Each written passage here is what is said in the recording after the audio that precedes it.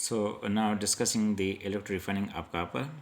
As we have discussed that copper which is extracted during pyrometallurgy, that is not much pure, that contains about 99.5% of copper, but that copper is purity level of copper is not acceptable for electrical conduction industries and for electrical conduction applications. So that copper is further purified and the purity level is increased, and that is done through electrolytic refining processes.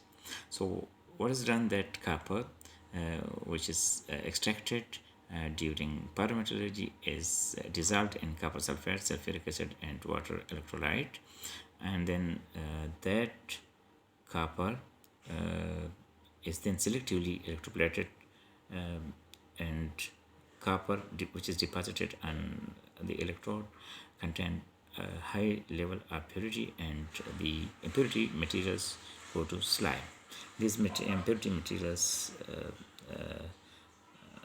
are not only the bad materials, but there are some good materials such as gold and silver that goes to slime, and then gold and silver is extracted from copper slime.